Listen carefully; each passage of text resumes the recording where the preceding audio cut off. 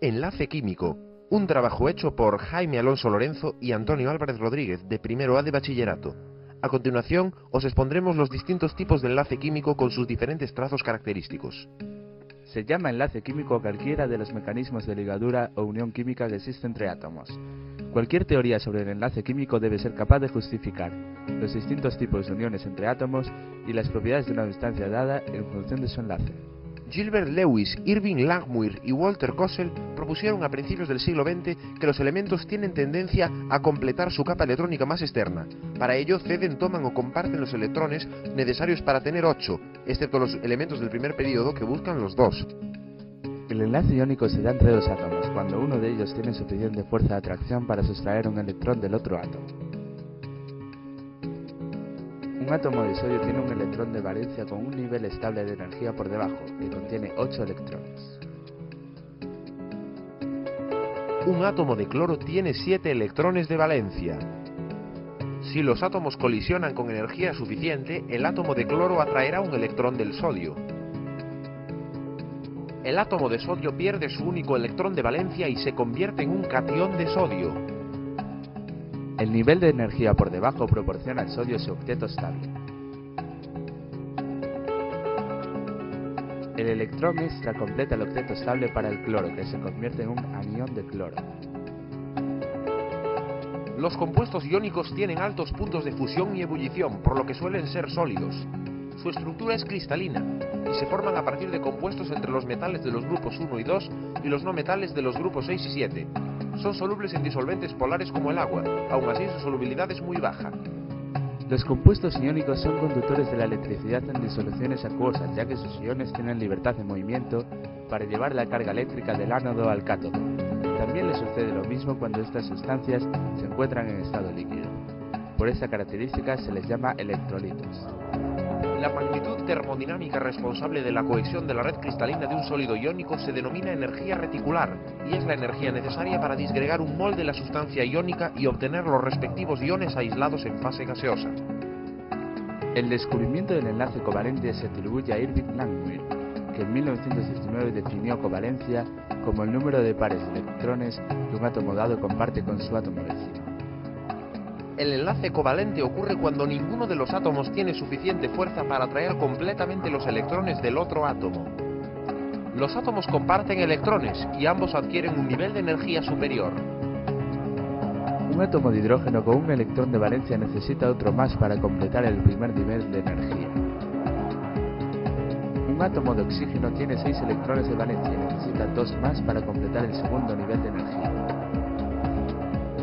Cuando el oxígeno y el hidrógeno chocan, el enlace covalente se lleva a cabo por la compartición de electrones.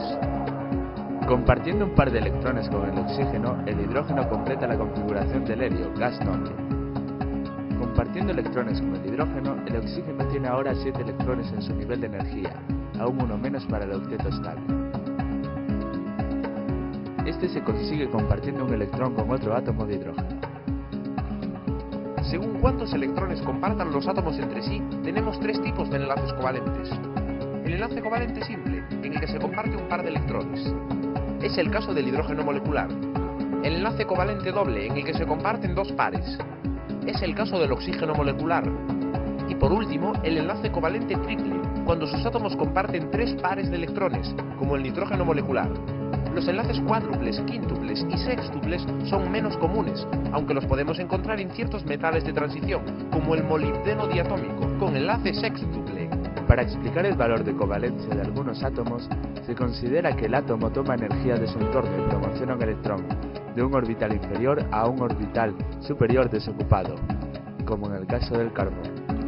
Se llama enlace covalente coordinado o dativo aquel en el cual el par de electrones de enlace lo aporta uno de los átomos, como por ejemplo el ion hidronio, H3 o más. Cuando los átomos unidos por enlace covalente son idénticos, el par de electrones se comparte por igual. En estos casos la nube electrónica está distribuida simétricamente en torno a ellos, y el resultado es un enlace apolar. Pero si los átomos enlazados son diferentes, el átomo más electronegativo tirará con más fuerza del otro. Por tanto, la nube electrónica no será simétrica. Se origina así un dipolo eléctrico, y y decimos que el enlace covalente es polar.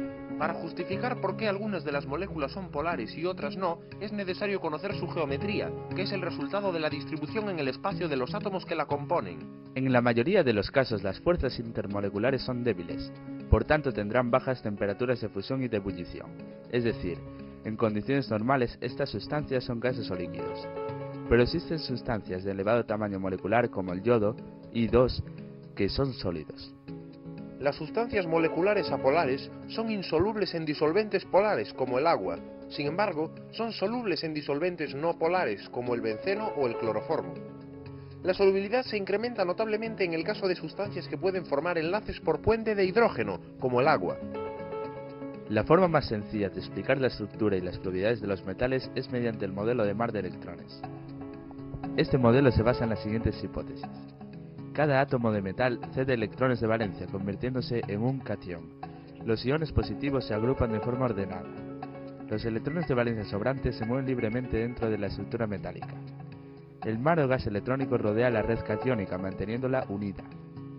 Por lo tanto, el enlace metálico es la unión química resultado de la mutua atracción entre el mar de electrones y la red de iones positivos. Este tipo de enlace es la causa de las características particulares de los metales, como la resistencia, maleabilidad, ductilidad, conducción del calor y electricidad, opacidad y brillo. Su alta temperatura de fusión y ebullición es debido a la fuerza atractiva con la que sus átomos se encuentran unidos, lo que hace más difícil quebrantar esa unión. Una excepción se encuentra en el grupo del zinc, que además de él engloba al cadmio y mercurio. Su configuración electrónica es similar a la de los gases nobles y hace que sean relativamente volátiles, como por ejemplo el mercurio, que es líquido a temperatura ambiente. Los metales son insolubles en el agua o en disolventes orgánicos, salvo que reaccionen con ellos. Normalmente, esta suele ser una reacción de oxidación que sustrae a los átomos del metal sus electrones libres, rompiendo el enlace metálico. Asimismo, los metales suelen ser solubles en otros metales, como el oro, que se puede disolver en el mercurio a temperatura ambiente, manteniendo el carácter metálico de su enlace.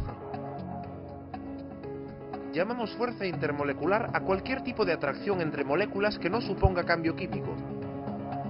Las fuerzas de Van der Waals reciben este nombre en honor del físico holandés Van der Waals, que fue quien propuso su existencia. Dentro de las fuerzas nos encontramos fuerzas de dispersión. Están presentes en todas las moléculas, sean o no polares.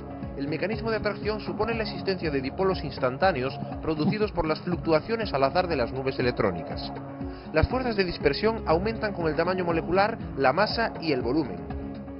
Fuerzas dipolo-dipolo. Se dan en el caso de las moléculas polares, ácido clorhídrico, agua, etc.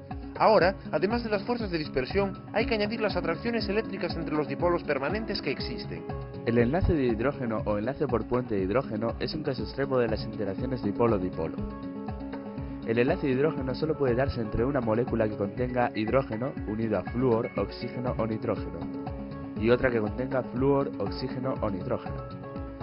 El enlace de nitrógeno se produce por la atracción eléctrica entre el núcleo de hidrógeno y el par de electrones no enlazante del átomo electronegativo, de flúor, nitrógeno u oxígeno, de la molécula vecina.